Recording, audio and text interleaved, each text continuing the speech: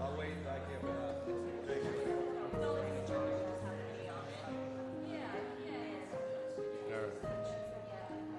I don't know if you want to share.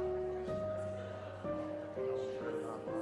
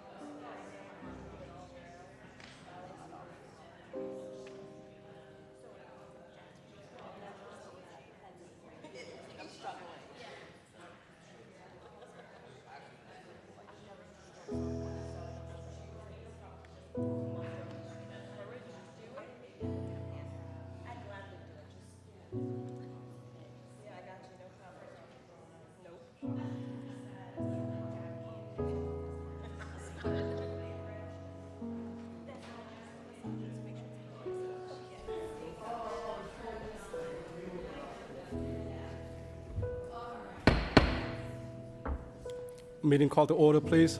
Please join me in allegiance to the flag.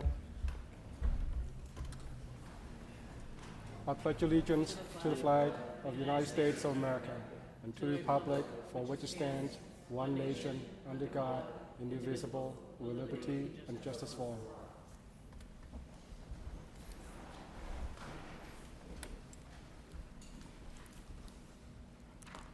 Madam Secretary, roll call, please.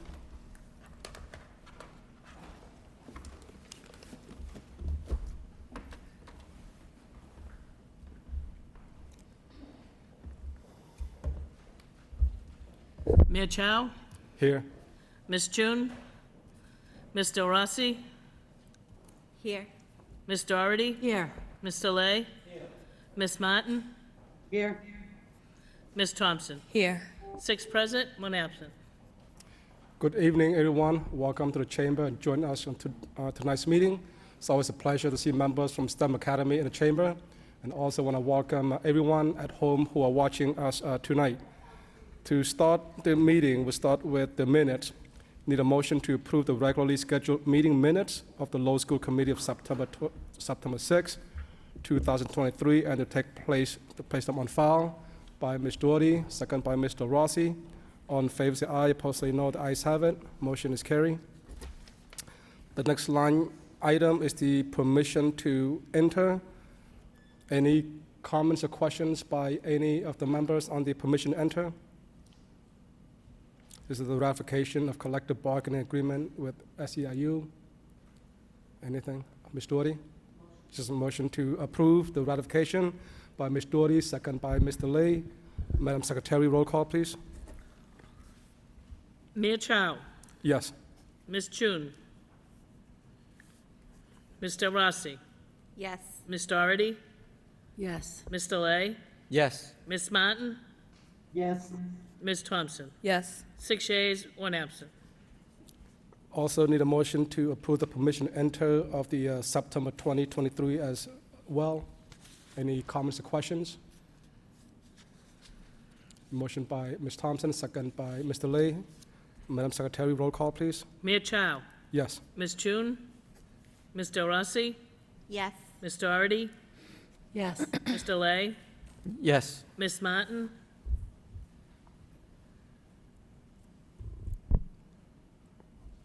Ms. Martin, Ms. Thompson. I'm not voting on this. Okay. Ms. Thompson. Yes. 5 yeas, 2 absent, approved. The next on the item is with heavy heart to announce a memorial for Jerry Dumont. He's the husband of Miss Mickey Dumont, Vice President of the UTL. I think everyone here in this room and everyone watching have come in contact with him in some form or another. He was a friend of mine. He was a great conversationalist. He loved Lowell. Everywhere he went, when you meet him, big smile. Talk about great storms with you. It's like, he's your best friend forever. Tonight, I would like to ask for a moment of silence in darkened chamber. And I will open this to the floor too, if any of the members would like to say anything before we darken the chamber. Hearing none, Madam Secretary, please dim the light. And if everyone in the chamber could stand up.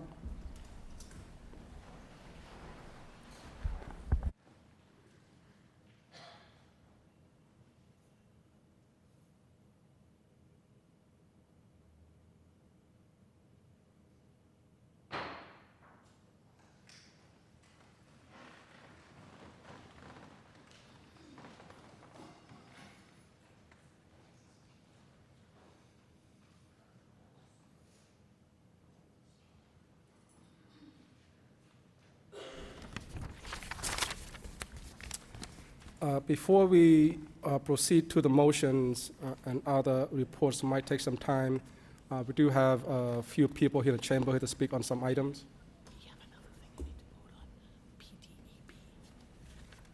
Madam Secretary would like items down? There's another one we need to vote on as well. I guess there was a PDEB, Jim, Okay, if you could get me that number. I need a motion to suspend the rule. No, it's on the agenda. Is it, It's just, I don't know why it's not there. no, not the 8.1, correct? Yeah. We need to take that, He wants a separate vote for it. okay. Where's the, is the vote on there? Just, you can say the same thing, just say the same thing you said for PTE, Okay. but just say PTEB. It's not on this agenda? Okay. Need a motion to suspend the rule by Ms. Thompson, second by Mr. Lay, to have a vote on the PTEB and also to take item 8.1? No, you want to take this vote You separate. take the vote first, Yeah. okay. On the vote, I'm going to defer this to Mr. Superintendent or Dr. Hall to present that portion of the vote. Thank you, Mr. Mayor. I'd like to assure the committee that we've been working very hard, Dr. Hall in particular, and being very diligent about moving forward as expeditiously as we can on items related to the STEM Academy and the school. So I'm going to turn it over to Dr. Hall for an update. Dr. Hall. Thank you. So members of the committee, there is a memo at 8.1, and it basically says, should you approve the permission to enter for the low bidder, it would bring the budget up another $349,000.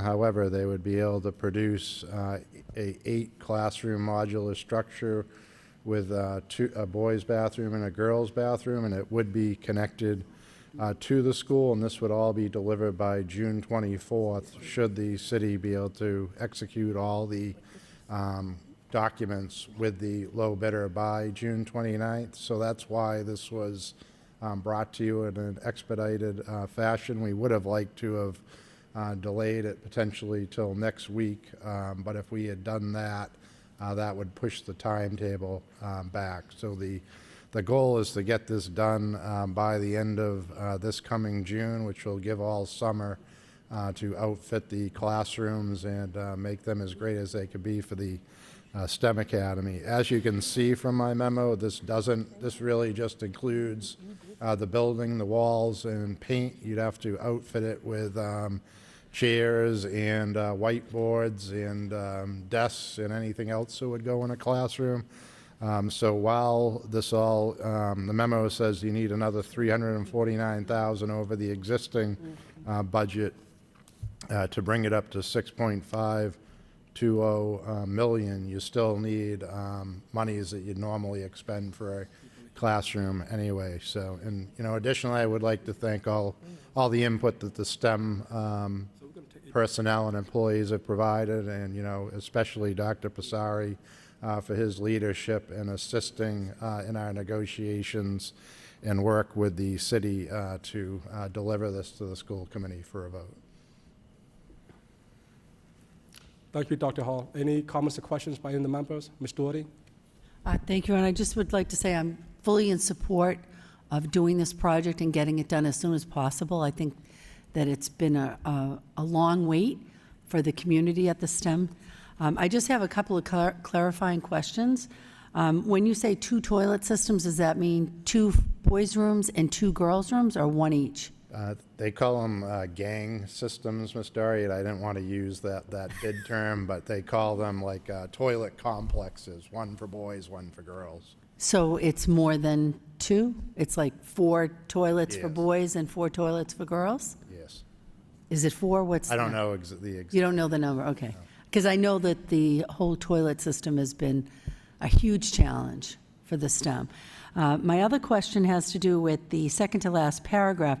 You're saying that we need to get whiteboards, desk chairs. It could be an additional 150,000, so that's not included in the 349,000 we're voting tonight? Correct. The OPM recommended to me to put that number down. That's what he typically sees as the cost to do that on average. So that would be a later Yes. appropriation for another 150,000? Okay, thank you. Mr. Rossi? Yes, I had some questions about why the bid was just sent in September. I thought we were vetting these way before. So there was some back and forth with the engineering department. They had attempted to get an architect on board, which is still pending, and then the city granted an extension because a lot of the bidders needed more time to put proposals together. So that pushed it back. However, we kept the delivery date where it is, and one of the bidders stated they could deliver by the end of June if we got all the paperwork done by the end of this September. I just have one more question. So the architectural oversight review, what does that involve for the 70,000? So presently, there's money in the budget for the architect. However, the bids aren't back yet. The OPM stated from his experience and what's going on in the market now, architectural bids are going up, so it would be fair to tell the committee that the bid likely could cost another $70,000, but we don't know yet because the bids aren't back yet. And soft costs, 25,000, and an additional construction cost, $100,000? Those are really just estimates from the OPM's work on similar projects, so we can minimize overruns. Thank you. Ms. Thompson? So I was just curious, Dr. Hall, if you have an overall, what at the end of the day we might be expending, because as Ms. Del Rossi was just speaking to, you're hearing lots of additional costs. And again, we all know the STEM more than deserves this to happen, and I want for it to happen. We just also want to make sure that we are understanding what our end costs are going to be. So the OPM's telling me that he expects it to be that $6,520,880 plus whatever it costs to outfit the classrooms, which he estimates will be $150,000. But that's up to, the committee of the school and the superintendent on what sort of equipment ends up in the classrooms. And then on top of that, the 349 and then the 70, or those? The 349's already included. So at the last meeting in June, when you all authorized it going out to bid, the number came up to where we now need 349 to meet the low bid. However, it's estimate with the additional architectural costs, then you would just add the 150 onto that. Okay, I was informed that Ms. Mon, who's behind me on Zoom, it's hard for me to see, she has a couple comments and questions as well. Ms. Mon? Thank you very much, Mayor Chow. I just had a couple quick questions, and it kind of, I think, taps into something Ms. Thompson was relating to too. Previously, several meetings ago, I had asked the question that if we could have a running total, at least on a monthly basis, of our ESSER expenditures, so that we'd be able to use whatever funds we're not going to be using other ways for large expenditures like this. My sense is that that's going to be where we need to pull the bulk of this funding. So I guess my questions would be, A, is that accurate? Or is there some other fund that we're going to be pulling from? And B, do we have an opportunity to get an update on our ESSER spending so that we can see exactly what we'll be spending over the course of these next few months till the end of June? Thank you for your question, Ms. Martin. I'm going to defer to Ms. Turner. Hi, yes, in relation to question 1, yes, you're right, it's all in ESSER. We definitely put aside $10 million so that we could fund facilities and different projects, so that's there. 2, we did have a meeting, it was 2 weeks ago that I met with DESE to go over where we stand with the ESSER spending. A lot of the communities are not spending quickly enough, so they wanted to make sure that we have. We reassured them that we fully spent ESSER 2, unlike a lot of the communities, so we're good with that.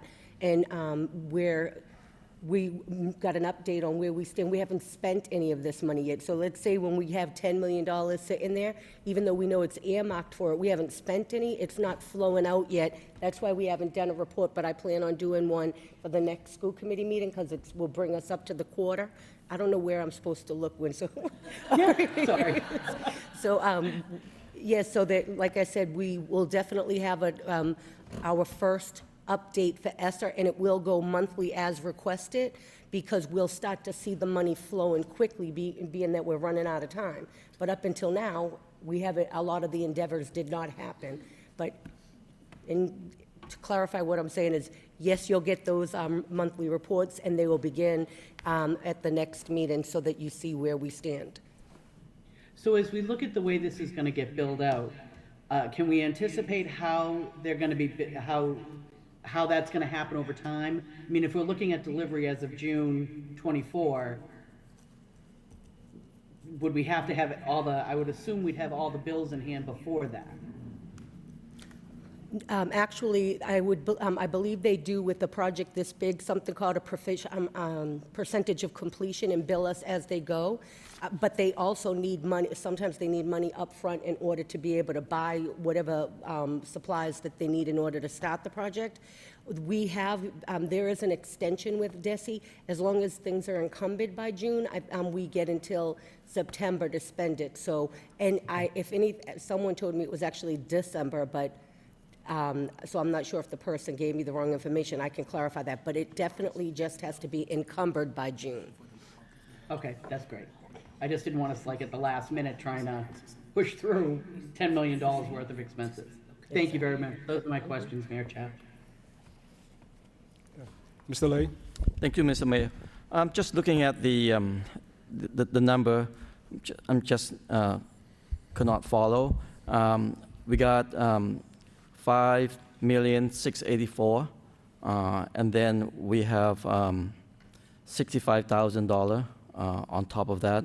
Where does 6,171,8800 come from? So the 6171 at the bottom of the second page of this packet was the budget that was in existence after the school committee approved the increase in June, so the specifications could go out for bidding. We got some bidders. I'm not allowed to go into the procurement process right now. I apologize. That's why you have the information that you have. But in gist, the bid was in excess of approximately $265,000 above what you had previously authorized for construction. So that increase plus the increased amount for architectural services had to be added to the 6171000. That brought you up to 65,20880, and then as the memo says, you'll need another 150,000 per the OPM's estimates in order to outfit the classroom. Okay, as long as that is not a mistake. Thank you. Thank you. Any other comments or questions on this vote? And Ms. Thompson? Just curious about if they've thought about the sustainability of the project, and I don't know if that was a part of when the bid was originally put out. Did they think about things like solar panels and et cetera, et cetera? I think there was some thought about it, but that did not end up in the specifications to my recollection, because it potentially would have created delays and increased bids. So they tried to model it so we could get responsive bids to stay within budget. Any other comments or questions? Hearing none, I just want to clarify for the public watching us or following us on the agenda. This vote item is included in the permission to enter, which we took a vote on, but we just need a separate vote, and it's not written out outside of the permission to enter. So some of you who might be looking for this vote line item might not see it, but it's inside the permission to enter. That said, there is also another line item on 8.1, which is related to this discussion. 8.1 is the STEM deliverance of modular proposals and selection, and this is what the PTEB vote is about. So it's on the agenda. I just need to promote a motion to take it up order and take it along a discussion right now so we can cross it off on the agenda. Motion by Mr. Lay to suspend the rule, to take line item 8.1 out of order and discuss it along with this vote. Second by Ms. DeRossi. All in favor say aye, opposed say no. The ayes have it. That motion is carried. If there are no more vote or questions on the PTEB, and I believe anybody here in the chamber that want to speak on this, because I know that everyone had opportunity to speak earlier at the subcommittee meeting. Here now need a motion to approve the PTEB by Ms. Doherty, second by Ms. DeRossi. Madam Secretary, roll call, please. Mia Chow, Yes. Ms. Trun, Yes. Mr. Rossi, Yes. Ms. Doherty, Yes. Mr. Lay, Yes. Ms. Martin, Yes. Ms. Thompson. Yes. 7 yeas. Congratulations to the STEM Academy, family, and students.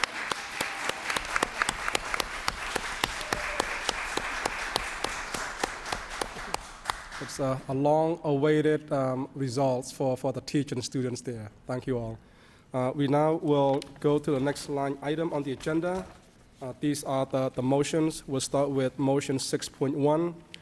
Ms. Thompson, motion for the school committee to have a state of transportation. We'll take a 10 seconds break if anybody would like to move. Mr. Dakota would like to say something? Good evening, Mayor Chow, Superintendent Skinner, and members of the school committee. I'm here tonight to give you an update on the school transportation and the start of school year. Okay.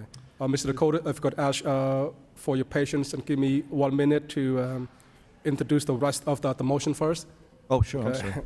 6.1, motion by Ms. Thompson for the school committee to have a State of Transportation Department address to provide general understanding of where the district stands with their current transportation coverage Needs and Challenges, second by Ms. Chun. And now we have Ms. Thompson, we have Mr. Dakota, who's here to speak on your motion. Would like to ask Mr. Dakota to please speak. I'm sorry, I haven't had supper. That's why I was trying to get it in and out here. Maybe a little background for everybody. Pre-pandemic, we had 66 buses transporting 7,000 students on a daily basis. Last year, we had 48 buses transporting 7,000 students. So some people may say, John, what a great job you've done. Well, in fact, by doing that, we've increased the amount of time that the students are on the buses. Average time was 43 minutes on a route compared to 32 in previous years. Capacity is near 60 students per bus as compared to 37 pre-pandemic. And the times, the buffer times in between the tiers, there basically is none at this time. So any accidents or Central Street Bridge being closed or any type of traffic put us behind last year. And the schools have been very patient with that. At the end of last school year, I got into talks with NRT and asked them what their thoughts were about how many routes they think they'd be able to handle, any increases. And they felt comfortable with the same 48, but they thought they'd be able to come up with at least 4 or 5 spare drivers. So we went with the premise of 48 routes that we had. Unfortunately, as mid-August came and we started getting word from NRT that, in fact, we would not have the 4 spare drivers. In fact, we would have less than 48. We are at 43 drivers. That is unsustainable for us. We have schools that right now that have children that are not being picked up. Probably close to 100 students are not being picked up on a daily basis. We tried to have other buses cover those stops for those schools, but that in turn makes them late for their schools and their next schools and their next schools. So, unfortunately, with schools starting, we couldn't go back to, let's say, the pandemic model that we had, where in the state of Massachusetts, where we are responsible to transport kindergarten to 6th grade for anybody over 2 miles. I think if we did that right now, it would just disrupt too many families, and it just wouldn't be the right thing to do. So we've kind of gone through a couple of scenarios that we think may work, but I'm going to propose one tonight that will need school committee change in policy. Right now, we're having a problem with our first tier, which is the 720 and the 210 dismissal. Right now, the Green Ouch in school is suffering the most. The Pine Arts 8:40 time is suffering as well. We're having talks with North Reading to try to have some of the Greater Lowell Vocational, who they have a contract with, to help us out with their with our second and third tier runs. They're in negotiations with their drivers to try to help us with that. The problem we're having is we're still having problems covering that first tier. And in order to do that, my scenario is that we would take the 1.5 miles for middle school students and raise it to 2 miles. That will affect between 400 and 450 students, mostly students from the Sullivan, Daly, and Stocklosa. This will not affect anyone that's less than 2 miles that would need to cross a bridge. We will still transport those students. Obviously, we don't want them walking the VFW highway, right? So, unfortunately, what that will do is that will give us some space at all those 3 schools, the Stocklosa, Sullivan, and Daly, are 720 schools.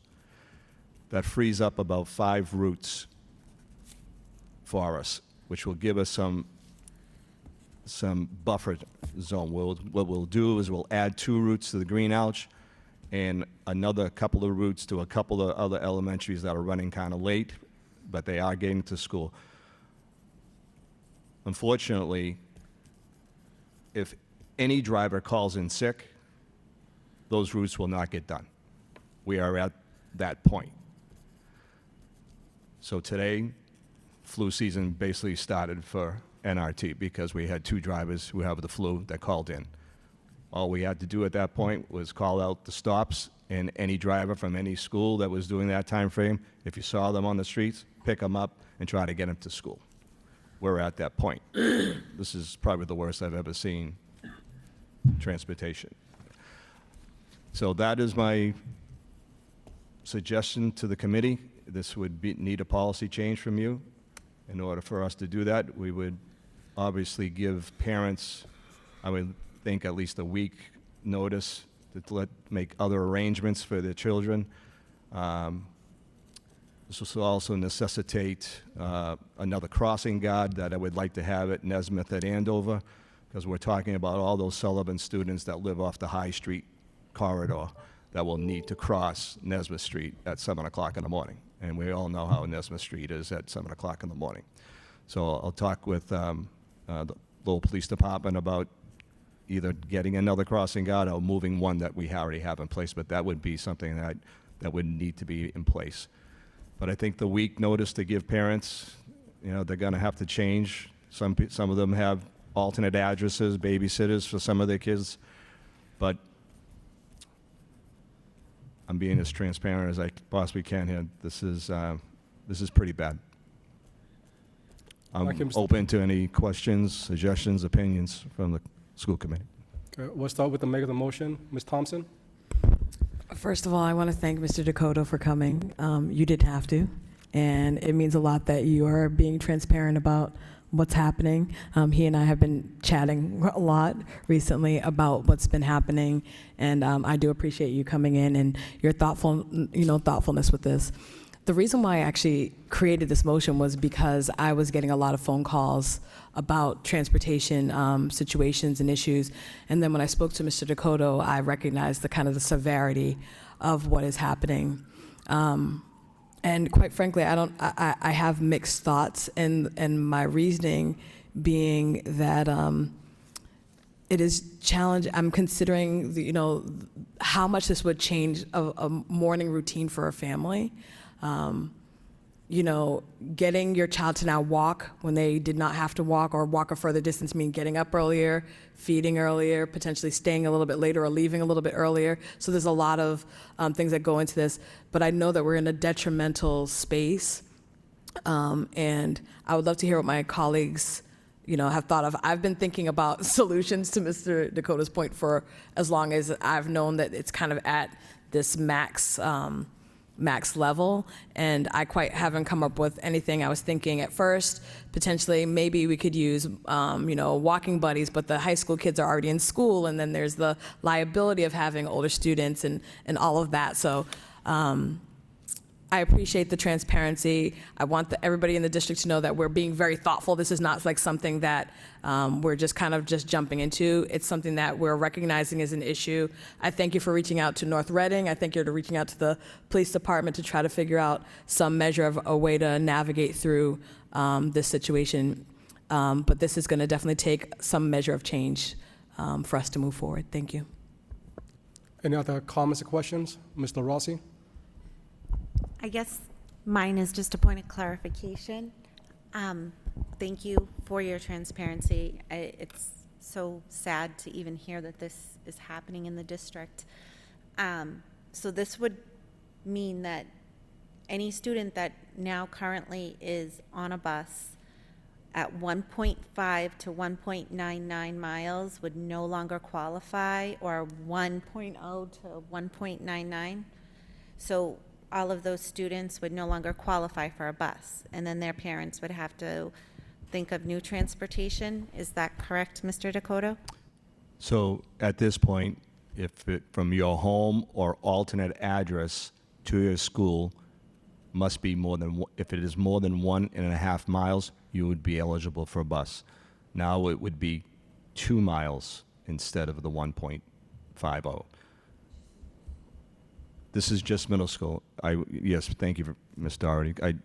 I just thought the disruption for the elementary, which are more alternate addresses for elementary students, more babysitters, that this would be more of a disruption.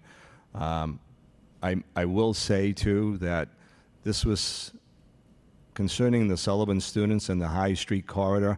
This is something that probably 8-9 years ago, this committee voted to give them buses, even though they are less than 1.50 miles. And that was due to the Nesmith corridor. So, in fact, they are not eligible for a bus, but we have been giving them a bus just because of Nesmith. I think having the crossing guard there will help, but once again, I'm not warm and fuzzy about it. I've been in this job for 19 years, and I've seen some pretty crazy stuff on the roads. And just because the red lights on the bus are blinking, there's sometimes those cars don't want to stop. And that's one area that worries me a lot, is Nesmith Street. Because people are trying to get through that red light and get onto 495, and it's not a, this isn't the best scenario, but it's the only scenario that I can see that we can make a change at this time. I just don't see any other way. Any other comments or questions from the committee members? Miss Martin has her finger Ms. up. Martin. I need to put the screen, Miss Martin. No, I apologize. I appreciate you all accommodating me. So, Mr. Dakota, I share my colleagues' thanks in you coming here to kind of present this face to face. And I think we can all recognize what a really drastic situation this is and what a drastic recommendation you're making. We can all appreciate that. So the overall, what is the actual staffing deficit that we're up against? At this So we've point, got four. well, you'd like to have a 10% on your number of spare drivers. So we're at 48. We'd like to have 4 to 5 spare drivers. We are averaging right now 2 to 3 every day since the first day of school. It is only going to get worse because of the flu and COVID. Right. And we're starting to see it now. And we don't do anything, those children will not get picked up on those routes. Some will, if one of those buses is going by, and then they'll drop them off. They'll go to their school, drop off, and then go drop off some of the students they get, go to that school, which will then make them late for their second school and their third school. So the whole system breaks down, and since we don't have that buffer time by cutting 18 routes that we've done, we have no wiggle room, basically. That's where with the second and third tiers, and if the Greater Lowell vocational drivers will be able to help out, that will help there. We're seeing drastic, concerning the afternoon, I don't want to sound like I don't care, but my point is I want to get them to school. If they get home late, they get home late, but they're going to get home. Right now, we're seeing the Pine Arts is one of the schools that they have 3 buses that were coming 30 minutes late. Today, all of the buses at the Pine were right there, but we had some drivers that came in from Lawrence that helped out. So NRT has pretty much the control of the Merrimack Valley, and so today the charter school had a half a day today. So that gave us some extra drivers at a certain time frame. And that's where we're at. That would But be if any- kind of my but- next question. I'm sorry, John, finish. No, go ahead, Connie. Ms. Martin, Well, I'm I was sorry. just going to say, so NRT does, they're providing this service for multiple districts. Are other districts being faced with this same kind of draconian decision? Haverhill is in probably more dire straits than Lowell is at this point. I believe they're down 20 drivers. Manchester, New Hampshire just shut down all of transportation for their charter schools. They can do that in New Hampshire. In Massachusetts, we can't do that. But they shut down 5 charter schools for their transportation. This is, and I want the committee to know this. This is not something that's going to take a year or 2 to fix.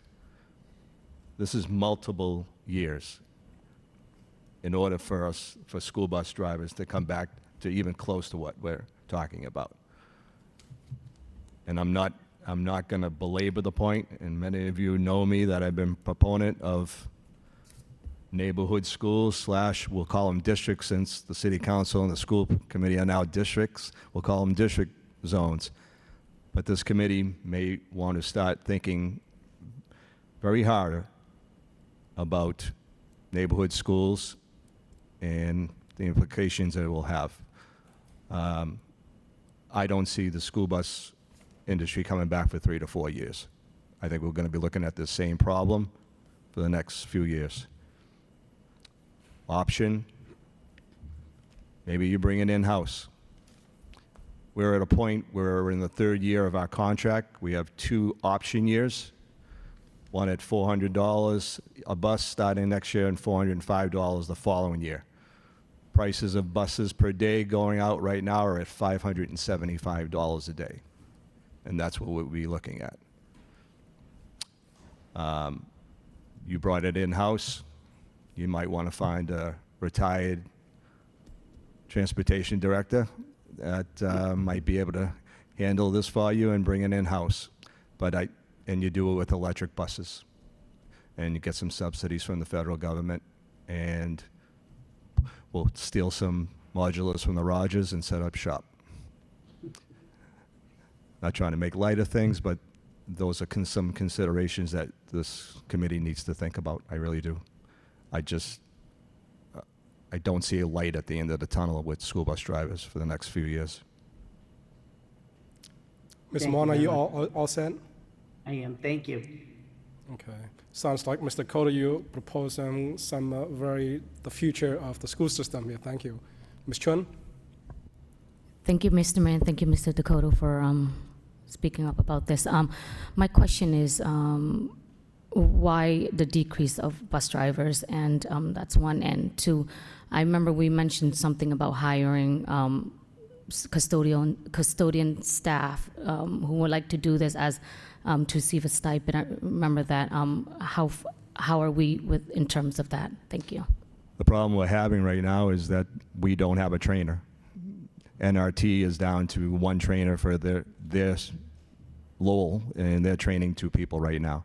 We don't have anybody to train anybody that we would want, a custodian, a paraprofessional. And there's complications by doing that as well. Is that, all right, the para takes the bus to school and does their run, and you cover the school position for the day, for the morning or the afternoon. What time do they get out of school? If it's a 2:10 school, a 2:50 school, a 3:30 school, what time do you? And there's just not enough buses to do that.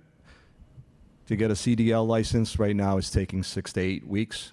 The backup in the state right now with driver's licenses. Ms. Chun, it's basically almost like teachers, trying to find teachers, trying to find dishwashers in the restaurants. It's the same thing. NRT did increase their salary to $28 for a driver, up from $26 from last year. But nobody wants to drive a bus. Mr. Rossi? Yes. In understanding just how dire a situation this is, and if we were to vote for this to possibly happen, is there a way that maybe a partnership with the LRTA to help with the transition time, maybe even until Christmas, if this was to happen, to maybe go through those routes and see if they could help some of the students to get to school as they do to the high school? The LRTA is not allowed to actually have a school bus route under federal guidelines. Right now, they're having the same issue as we have, and we're lucky that we're having the same amount of buses at Lowell High School. Once again, the school committee appropriated money that all high school students would have free transportation. for this year. And right now, we have 12 buses, and they're filled to the gill at dismissal. The only thing the LRTA can do is they actually, in the afternoon, they make it part of the route. But they can't build a school bus route, let's say in the morning, to bring them to schools. That's against the law. Mr. Lay? Thank you, Mr. Mayor. Mr. Dakota, if you don't know the number, it's okay. I'm just curious, by moving from 1.5 to 2 miles, do you know approximately how many students would be affected by this move? We're looking between 400 and 450 students. That's a lot. Most prominently from the Sullivan, Daly, in Stocklosa. Yeah, that's going to be a lot of changes for 400 students, maybe up to 400 families. That we gave them a bus number, we gave them transportation access, and now all of a sudden we say we take that away from them. I'm not sure if that's possible. And also, we contracted with NRT to provide a bus driver and to provide adequate buses for our school system, and somehow they cannot deliver. What does that mean? Does that mean they're breaching the contract and that they're not doing their job? I mean, I understand we are facing all the problems, but that's why we are not doing it ourselves. We hire them to do the work. So all the pressure should be on them and not on us. The point is well taken, Mr. Lay. However, if we did find them in breach of contract and did pull their performance bond, who's going to do the work? There are no bus drivers. There are no companies that can handle 48 buses right now.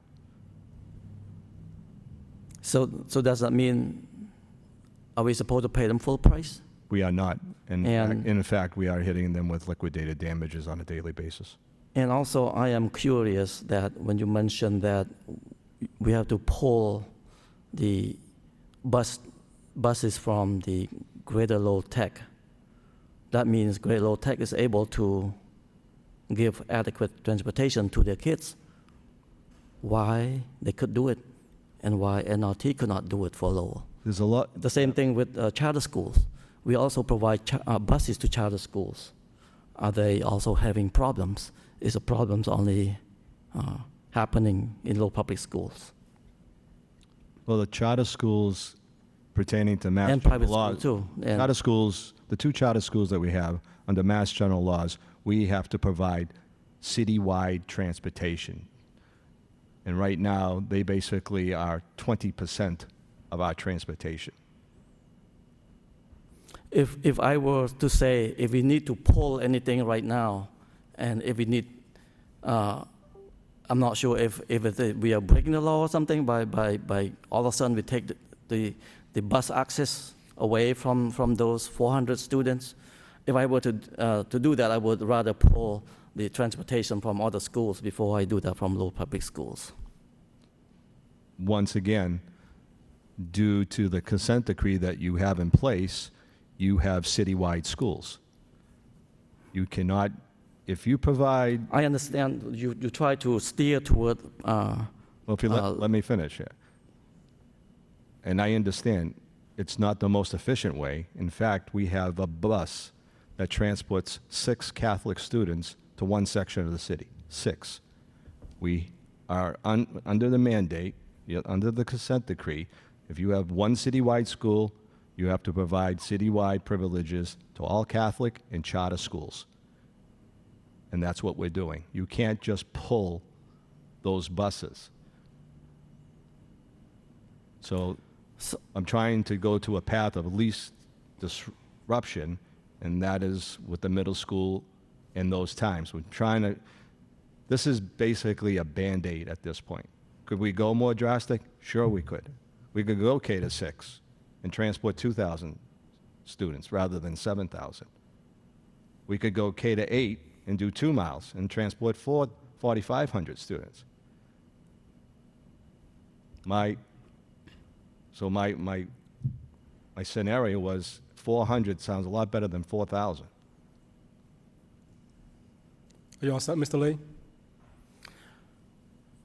I may come back for another question, Mr. Mayor. I'm all set for now.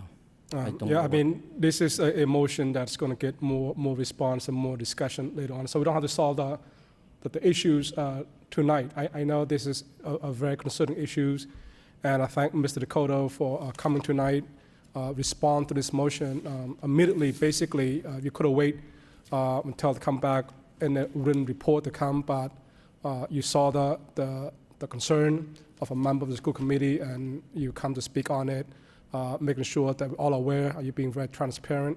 And we understand it's a big challenge for the local school system. We are a big city, we have a huge school district. So I thank you for being here. I just want to, with that said, I just want to let Thank you, the Mr. Dakota. committee know that we might not have time to discuss all the issues tonight, which we could refer this to a subcommittee, or, and then for the, so I see the make of the motions nodding her head. And before I call on you, I would suggest that maybe part of the meeting also is to address the proposal Mr. Cotto requested about some change in the policy, see how we can work for solutions rather than force an issue on anybody if, to make the matter worse. So with that said, do you have something else to say besides the motion, or? Okay, I'm gonna have to Ms. Doherty first, then because I know what your motion is gonna be. Ms. Doherty?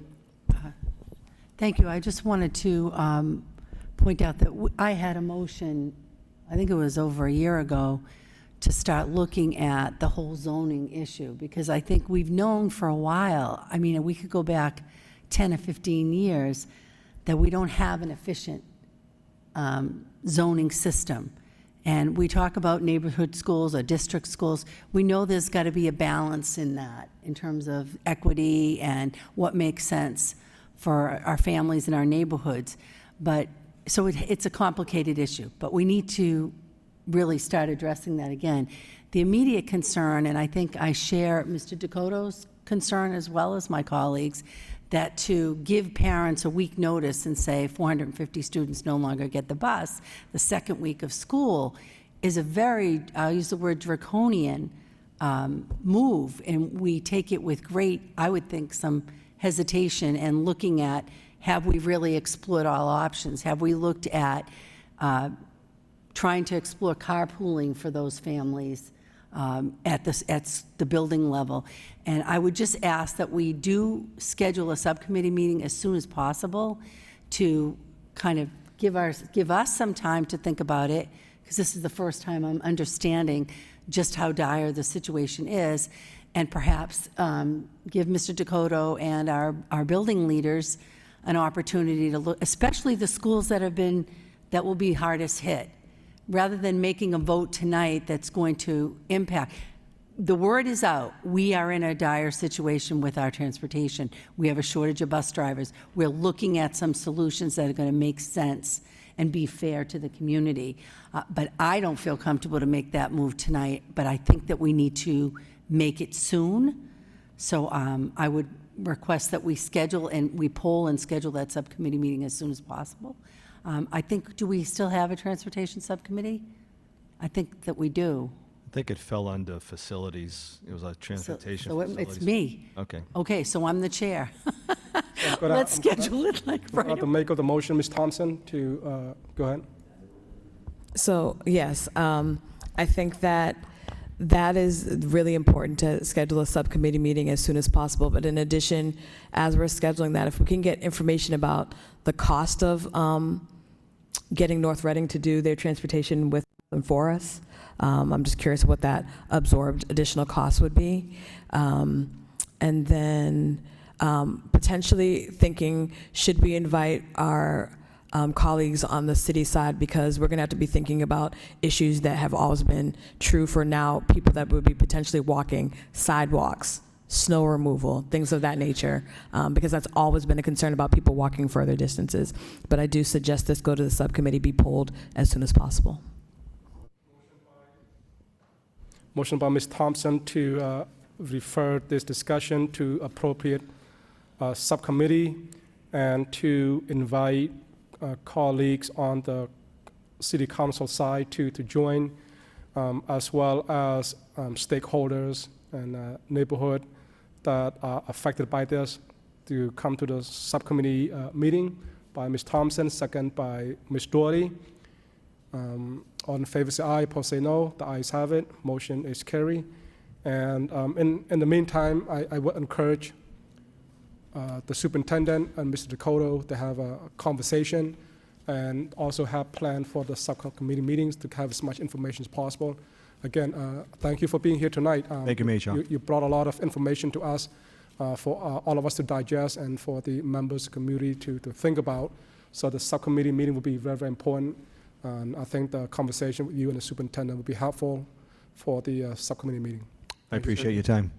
Have a good night. We now will go to the next motion, 6.2, by Ms. Thompson. Motion to receive a report to obtain understanding of our current support, training opportunities, and wellness investments in our mental health, guidance, and social workers, as the district has tapped so heavily into these employees due to increased need within the student population. In addition, to receive feedback from these district staff members as to efficacy of these offerings, second by Ms. Martin. Ms. Stacy? You know, I think that it's really important. As we know, we've all tapped into these professionals a lot since the pandemic, especially.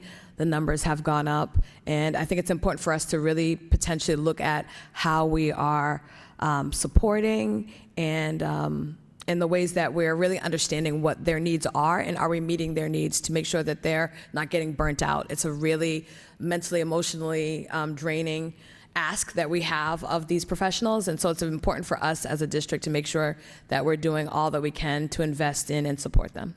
Thank you. Any other comments or questions on this motion? Hearing none, all in favor say aye, opposed say no. The ayes have it. Motion is carried. The next motion is 6.3.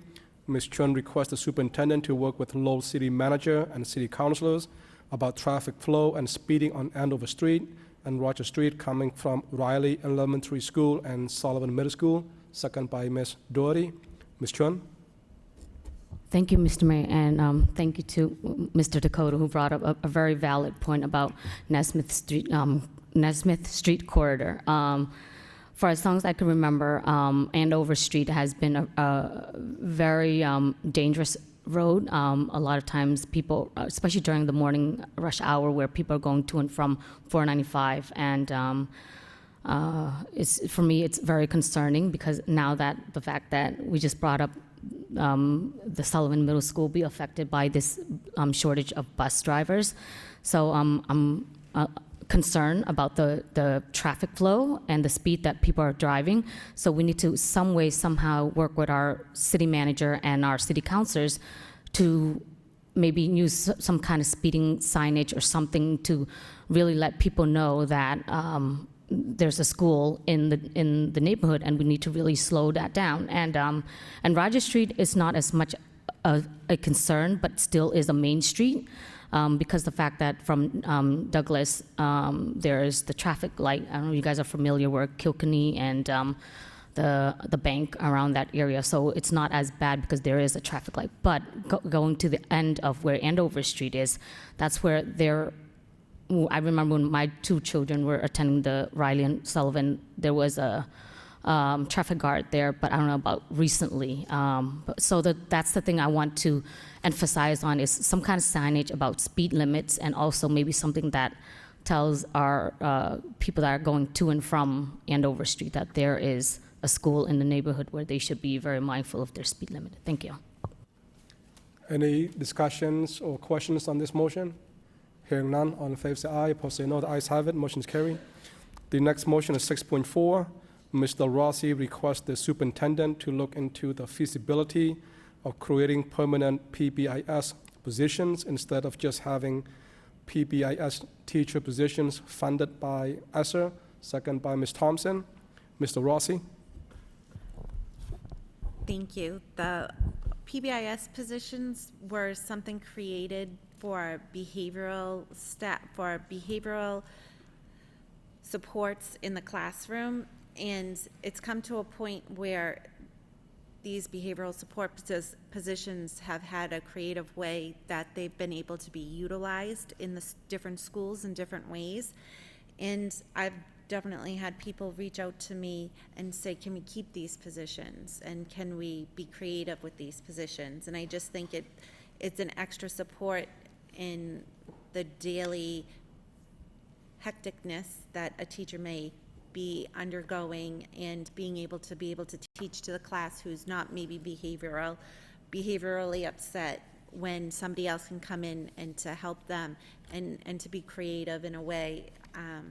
I think that's important, and so we can focus on our academics and help our kids progress throughout the city. So that's really the gist of this.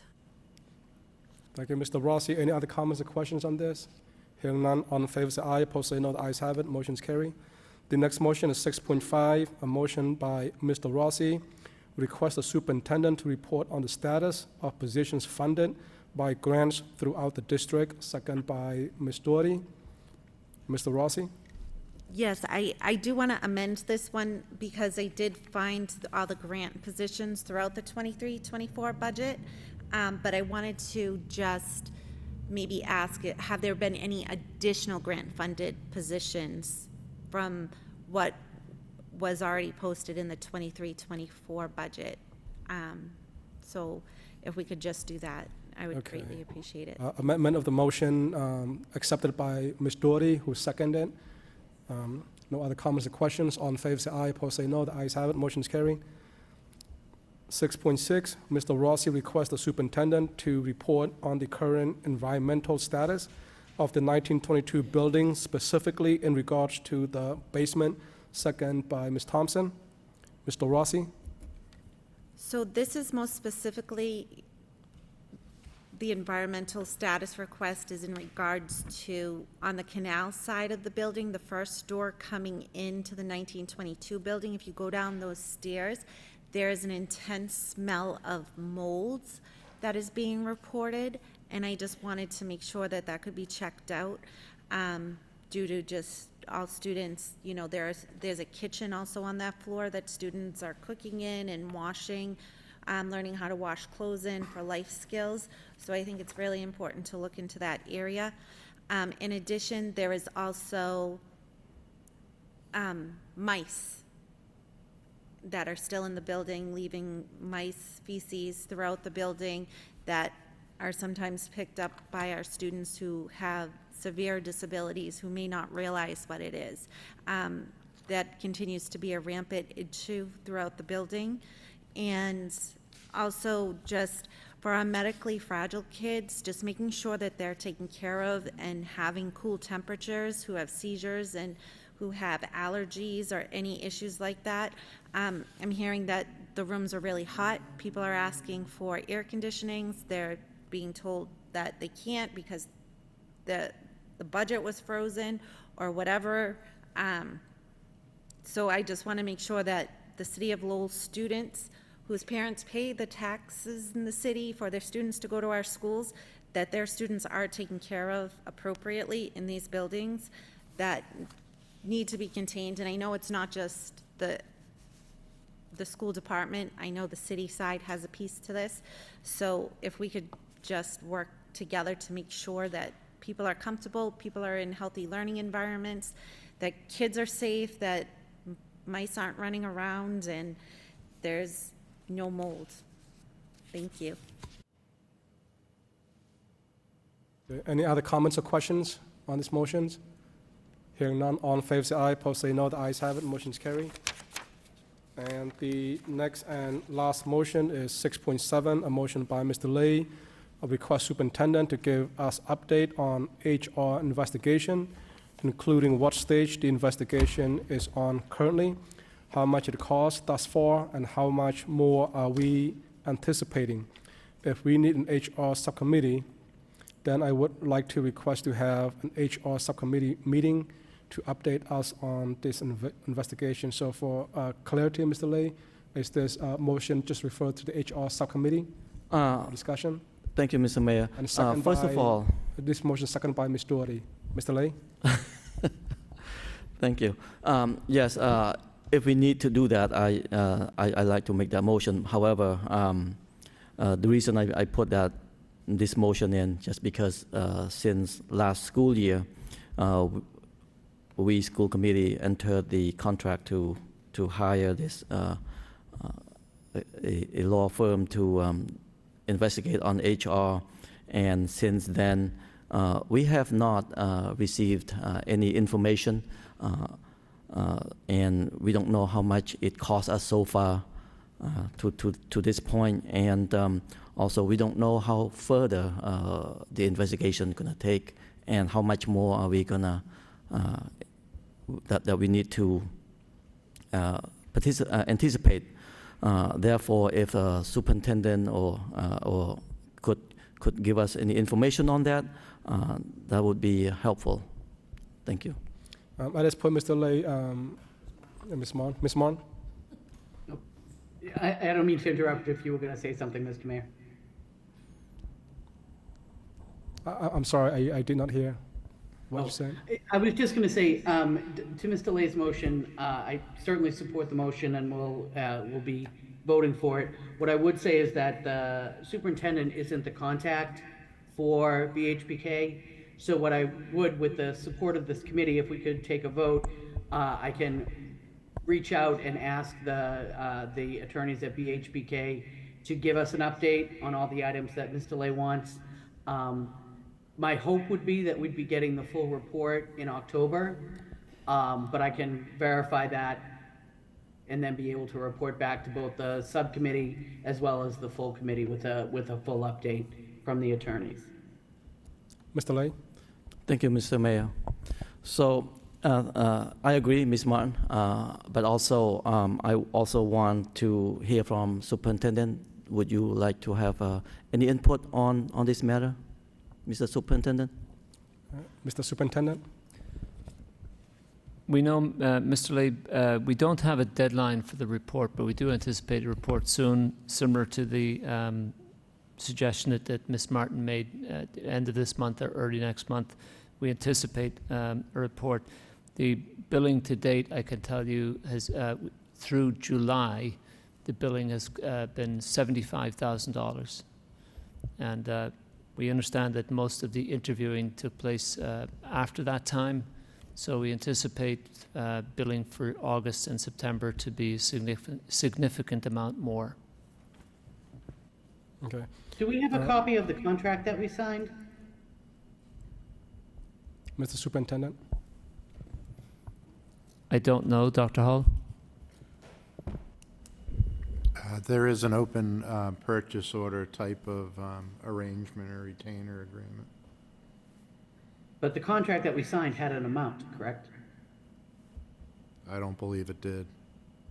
Could you forward that to the committee so we can see that original document? Certainly, Ms. Martin. And just to go on Ms. Mon's comments too, Mr. Lay, October is just around the corner.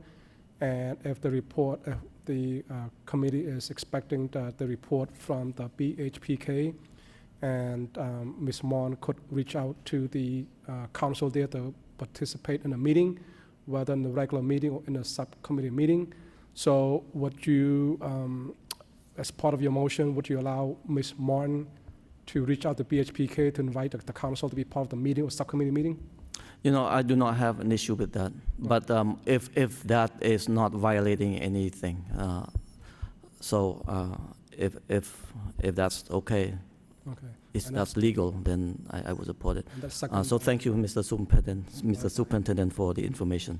Appreciate it.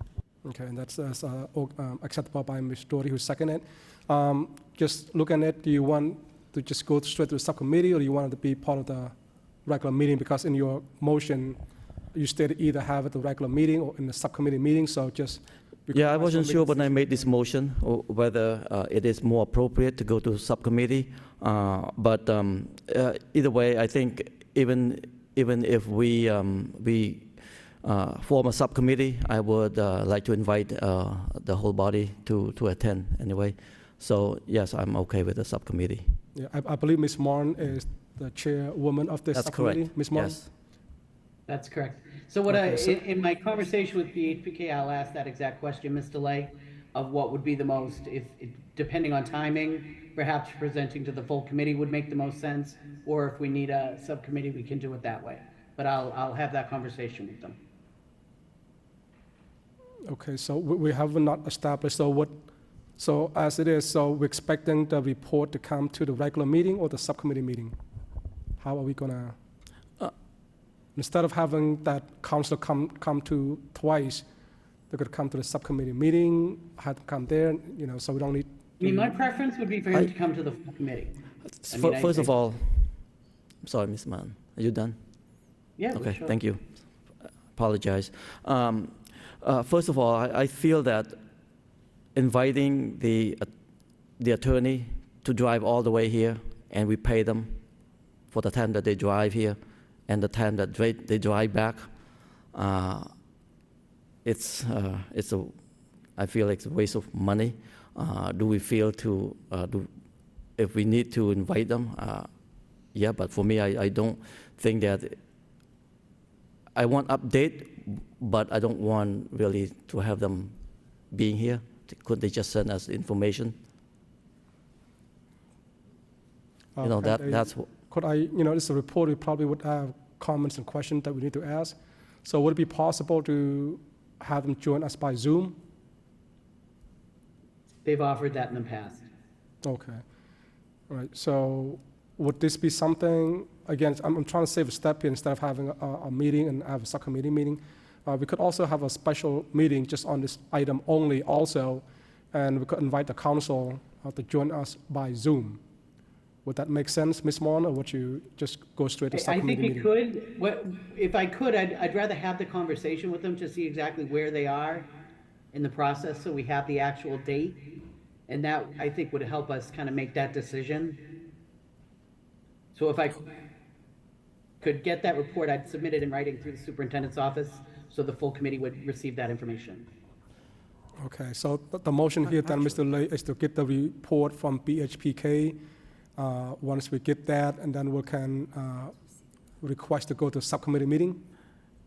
Yeah, Mr. Mayor, would that be okay if we made a request for the law firm to send us the report first, so we can talk about it, whether we need to invite them or need to speak to them? Okay. So I motion think we by, can certainly request that we get the written report prior to any other meeting. That you Okay. have it in, because it would need to be posted. It'll be a public document. Yeah, pretty much. I just want to know where we are at now. How much more time do they need to complete their report, and how much would that cost us at the end? okay. Ms. Thompson? Thank you. And through you, Mr. Mayor, to Ms. Martin, can you also, in addition, if the maker of the motion is amenable, ask for an itemized list of expenditures? I think that would be really helpful. Thank you. Yes, Okay, I so- can do that. I thought that would be necessary anyway. That would be, I mean, they can't just say, oh, we spend 100 hours without telling us what hours they spent on. So, Okay. Okay, so the motion by Mr. Lay is to have the superintendent request the report from BHPK, second by Ms. Doherty. I'm sorry? Oh, Ms. Mon, second then? Okay, Ms. No, maybe I understood wrong. I have, make a motion, allow Ms. Martin to reach out to BHPK. Okay. I don't know which. Ms. Mon to reach out to, I was corrected by the language. Madam Secretary, please read the language, the motion again.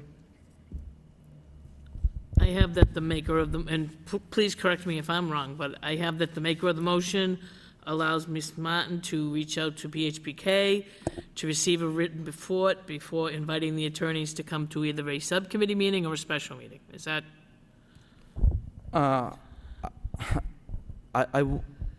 I'm reluctant to make that as my motion, but if that's the request from Ms. Martin, I'm not against it, because I feel that it may be violating some rules that we allowed a school committee as a contact person, because I feel that a contact person supposed to be someone other than a school committee member.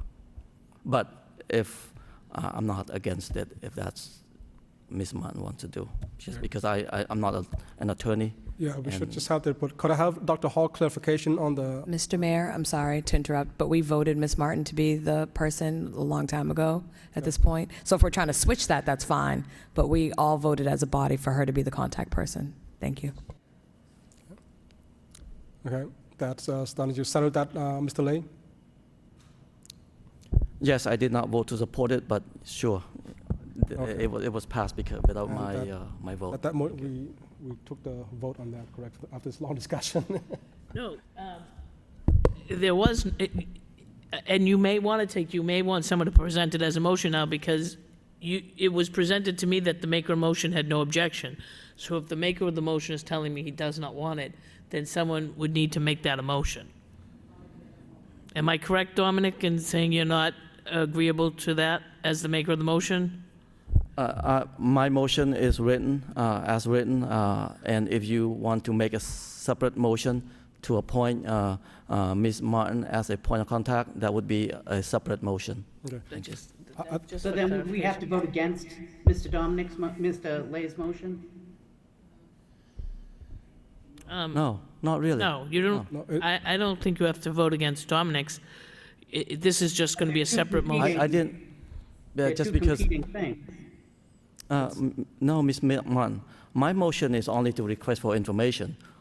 The point of contact, I did not specify who the point of contact is. Well, I So- believe you requested that the superintendent give the update. That would require him to be the contact. I asked superintendent to find the report, and wherever the report he could find from, it's up to him. Just for clarification, Mr. Because Lay. I could not make a motion to ask anyone else, so. You didn't make a motion. It was inferred that when they were discussing it, that the maker of the motion was agreeable to this. That's why I said that. So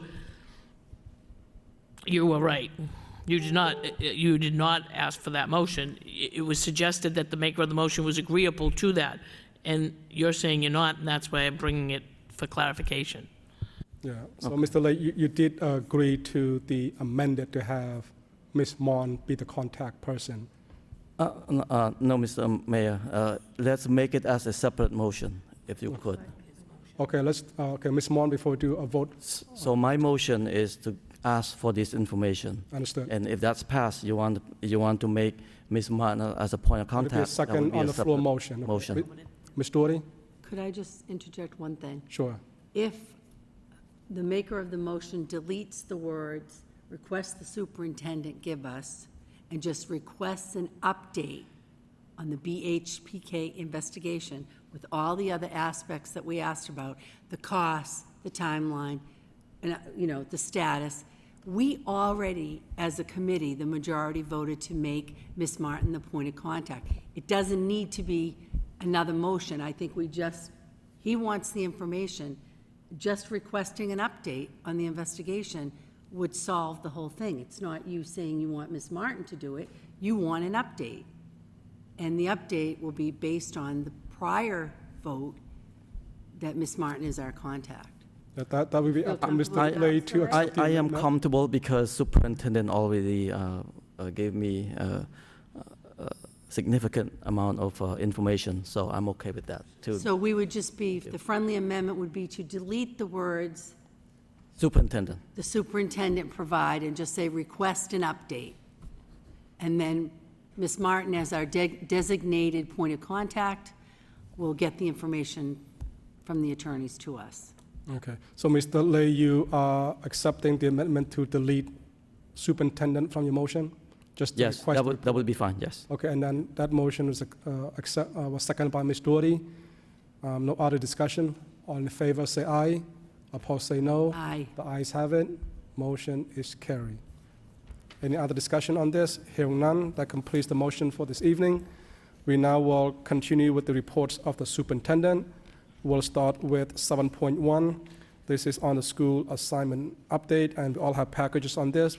But if Mr. Superintendent just give us a brief summary, and then we'll take comments and questions from the members.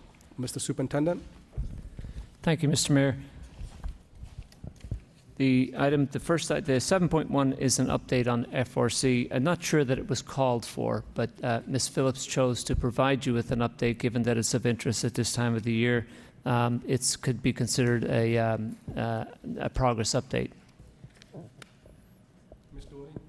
Thank you, Your Honor. One quick question, just for clarification. So we have 74 who are awaiting medical clearance. 99 are currently in the review process. What does that mean exactly? Have they had medical clearance? I'm assuming it's different than the 74 who are still waiting for their medical clearance. So the review process, parents enter information online oftentimes, and so the records that they send in need to be reviewed before the child is assigned to a school. So those students are they're not attending school yet. They don't need medical clearance, or we don't know if they need medical clearance. That's correct, but this is as of September 14th, so it changes on a daily basis.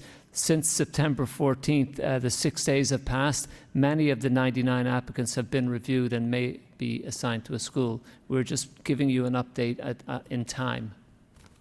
I can refer that to for further information to Ms. Phillips. Thank you. No, that's accurate. At that point of pulling the data, 99 students were still in the process of being reviewed. Thank you. Any other comments or questions? Hearing none, we'll now go to the next report from the superintendent, and these are the responses to motions. 7.2, CSO 8/16/23, a motion by Mr. Rossi regarding protocol on bullying. Any comments or questions, Mr. Rossi? Yes, thank you so much for putting this together. So I'm curious as to what is the research-based program that is administered throughout the schools? The superintendent? Ms. Crocker, please.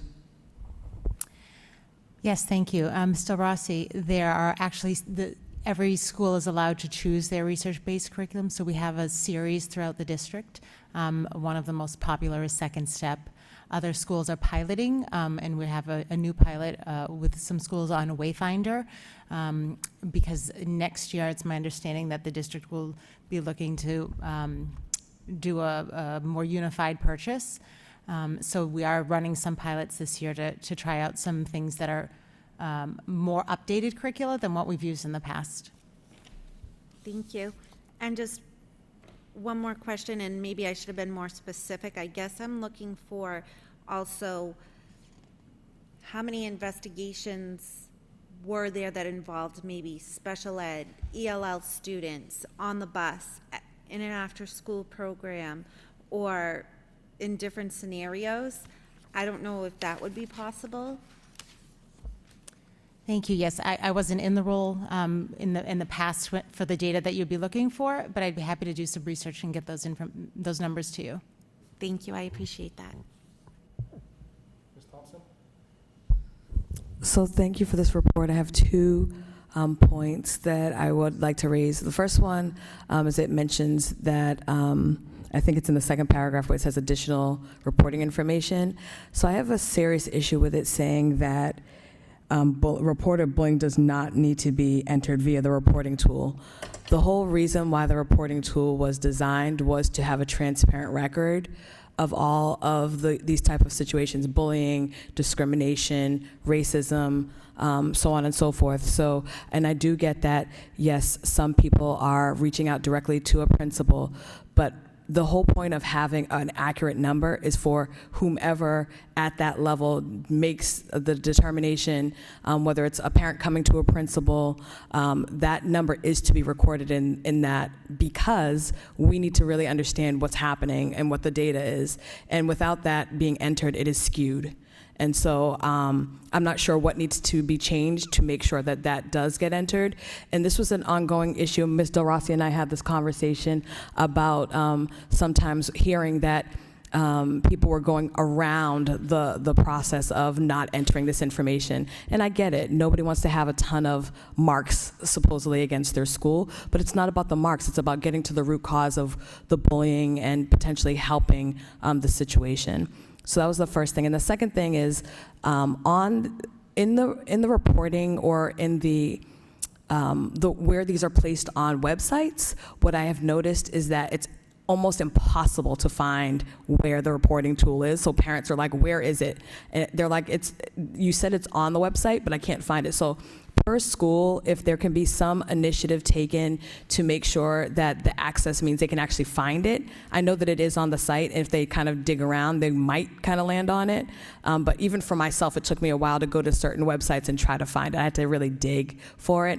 And I think people that are already irritated by their child going through bullying don't want to dig all day. So those are the two things. Thank you. Thank you, Ms. Thompson. So what I want to clarify is that a report of bullying does not need to come through the formal bullying investigation reporting form on the website. It can reach the school administration or any school personnel via any matter. So essentially what that means is that if school personnel receive that via email, that is to be considered a report of bullying.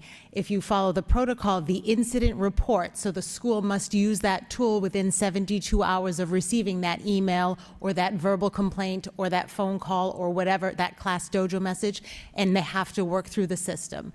If there is documentation, then there is of bullying, then there's another series of plans that are required to be followed after that. But that is that incident report that's required within 72 hours is the system that we have. It just is that the information that comes to the school can come in any format, even a conversation with an administrator, a paraprofessional at drop-off, any way that information comes to the school about bullying is to be considered a report of bullying. So I appreciate that. I just want to make sure that it's entered into the dashboard. I think that's, for parents, the most important thing, so they see the transparency of it all. So yeah, I'm not minding how it is, but what have been told is that some principals are not putting it in because they're just handling it themselves directly, and that can't happen. We need to have an accurate place where it's held. Thank you.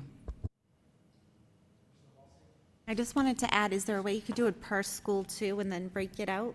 If you can do that, just so we have a better picture in order to place, like you said, like more up-to-date curriculum, more applicable curriculum for these students, because anybody can say they're being bullied today, but it's like, what really happened? What was the story?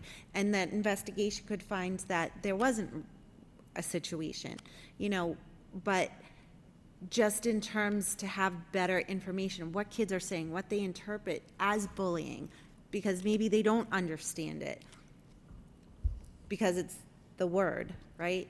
And so just in terms of getting a better curriculum too, I think it's just important. So thank you.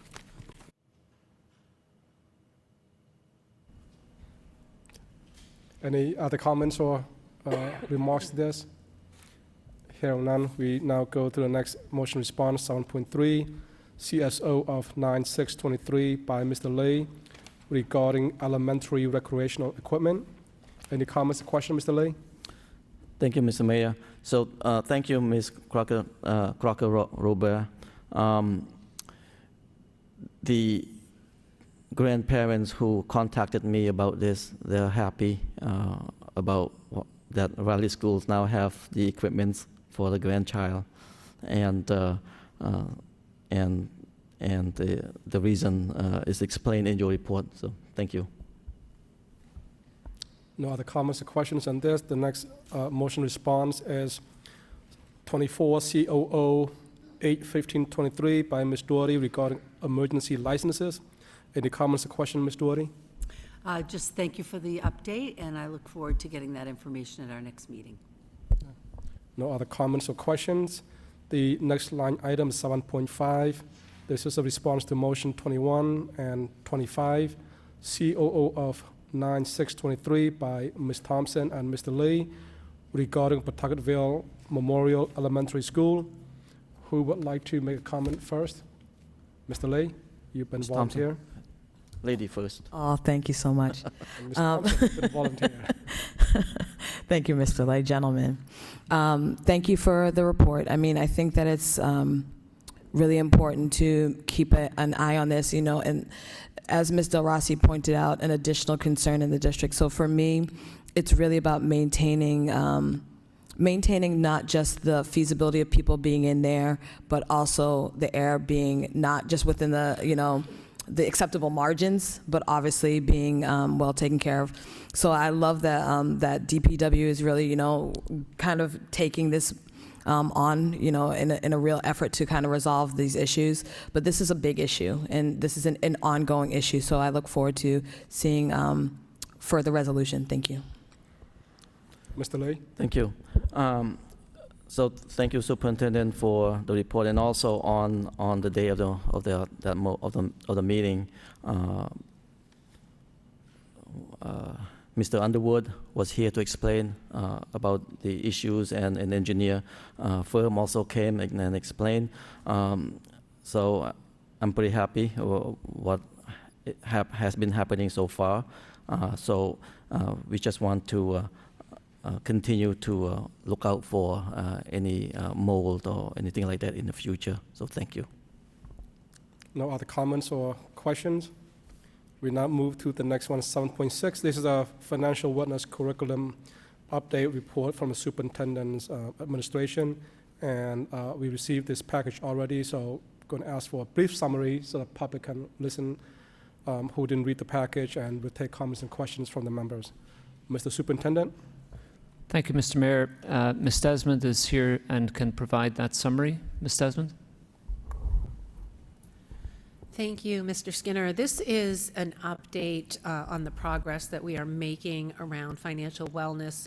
As I explained in our previous update, there is a group that meets and they will resume the meetings again this fall. But what they have done is they have identified 38 texts that reading books that in the elementary school will be integrated into our ELA workshop so that there is a robust offering of text to read aloud or read within the workshop model, and then have discussions around how that impacts students thinking around finances and spending and saving, et cetera. And so that is what will be integrated this year in the elementary levels.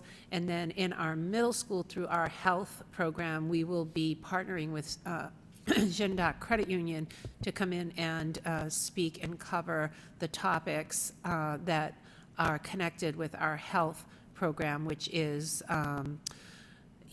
to identify resources used by individuals to manage money in their daily lives, and then also to describe the decision-making process when planning a budget to save money for specific purpose. And so that is the way that we are starting to work at having discussions K through 8 and build awareness around financial wellness for our students.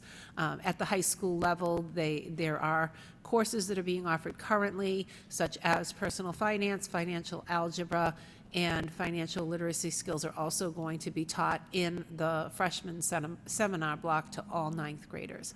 So we are making progress on embedding financial wellness K to 9 at this point, and then the other courses that I talked about at the high school are courses that 10th, 11th, and 12th graders can opt into. So that's just an update on progress. Any comments or questions from the members? Ms. Thompson? Thank you. This is, it's really exciting. It's exciting. First of all, I'm really pleased with the thoughtfulness of the rollout. I wanted everybody to have it like yesterday. And so I appreciate the thoughtfulness of really thinking about how you can do it effectively, and how throughout the process, people are going to get little nuggets all through. I really also loved that you're, thinking about how you can get families involved in this, because I think that is a huge win if we can do that, because again, there are lots of families that just never had that themselves, and so as the first teachers for their families, I think it's really important that they get access to that. So thank you. I'm excited. I know there's been lots of stops and starts with this whole financial wellness curriculum, but I trust it in your hands, and I appreciate for all the hard work you guys have been doing. Thank you. Any other comments or questions? Here, I will now go to the last part of the superintendent's report.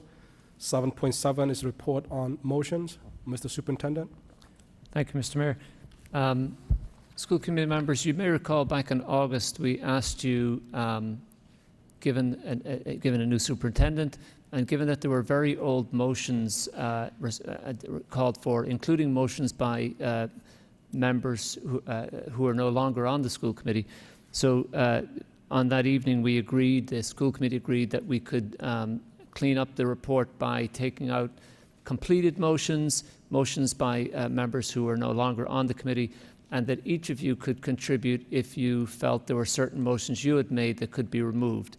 Each of you were grateful, did contribute, and this is the resulting report on motion. So for the sake of transparency, we wanted, now that it's been cleaned up and now that each of you have weighed in about your own motions, this is the complete report on motions that we will now work on and we will respond to these.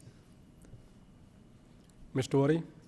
Thank you. I'm actually seeing more motions from me that could be removed, so I'm going to go through it again. Yes, please. And I can't find the motion about the zoning and the bus transportation, so I don't know if I inadvertently had that one removed, but I know that's been an ongoing issue. So I'm going to go back to that email I sent you and add some more that can be taken off, and just double check if I had inadvertently taken one off. I think we should be looking at the complex issue of how we are zoning and coming up with our transportation routes. And we may need to get outside expertise on that. I understand that, we're not transportation experts, although Mr. Dakota has years of experience and great deal of knowledge.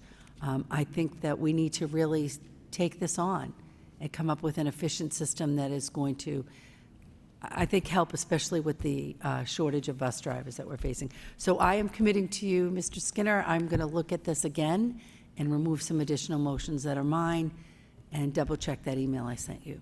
And I would recommend my colleagues do the same, so we have a manageable number. Thank you very much. I also recorded some notes, and will seek that information on the zoning, the motion that you made on zoning, and see what became of that, so we can work on that with you. If any other members see fit to remove any additional motions, you're welcome to email myself and my clerk, and we will work on that. Otherwise, we will work hard to respond to these in a prompt manner. Ms. Thompson? There's actually two motions that I just would love, I know I have a ton in here, but two in particular that I would love attention to, and one of them is on page 4, and it's about McKinney-Vento. Because the numbers have gone up, even in the transportation, they talked about how we are transporting, I believe, 11% more McKinney-Vento students. So I'd just love to know a little bit more on that. So basically what that was is an ask about, what are the issues kind of hitting the McKinney-Vento population. And I know Ms. Phillips had said it's kind of hard to catch those numbers and that data. So I was trying, hopefully knowing that we have that increase, we can kind of look at that. And the other one was it was specifically, I can't remember the page number, but it was about, what?